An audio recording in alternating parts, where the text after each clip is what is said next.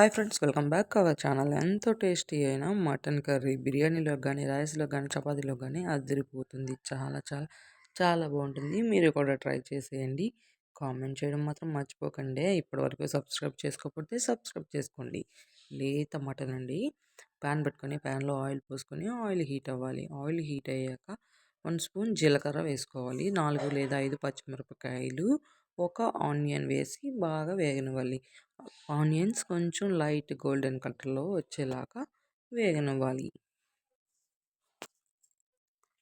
Onions వేగాక 1 tomato చిన్న ముక్కలుగా కట్ చేసుకొని వేసుకొని టమాటోలు బాగా వేగనివ్వాలండి.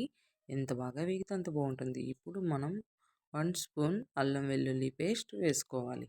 వేసుకొని మరొక్కసారి మళ్ళీ వేగనివ్వాలి.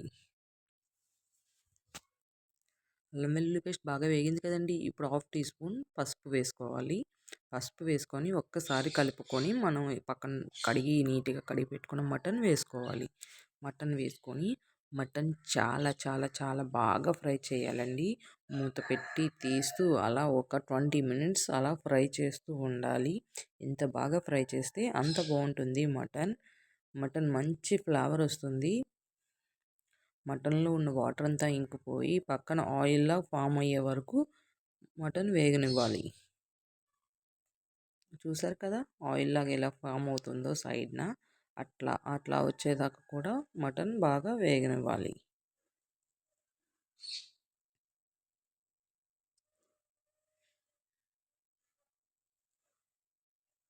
మటన్ వేగింది కదండి. మళ్ళీ మూత పెట్టుకొని మళ్ళీ కాసేపు వేగనిచ్చాక ఇంకా బాగా ఫ్రై అయింది.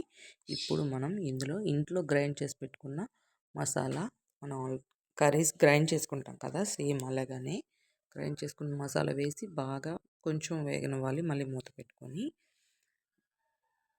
మసాలా బాగా పట్టింది కదండి, చూసారు కదా. ఇప్పుడు మనం ఇందులో తగినంత సాల్ట్, స్పైసీ తగ్గ కారం వేసి కారం ముక్కలకి పట్టేలాగా బాగా వేగనివ్వాలండి. మటన్ ఎంత బాగా వేగితే అంత టేస్ట్ వస్తుంది కర్రీకి. మెయిన్ ఇందులో వేగడమే చాలా ఇంపార్టెంట్ అండి. మటన్ వేగడంలోనే టేస్ట్ బాగా వస్తుంది.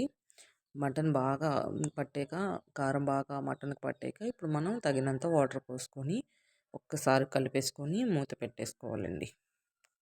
మూత పెట్టేసుకొని ఒక 20 మినిట్స్ మళ్ళీ వేపుకుంటే సరిపోతుంది. దీన్ని కుక్కర్లో ఏం అవసరం లేదండి, ప్యాన్లో కూడా పెట్టచ్చు. నేను ప్యాన్లోనే కుక్ చేశాను.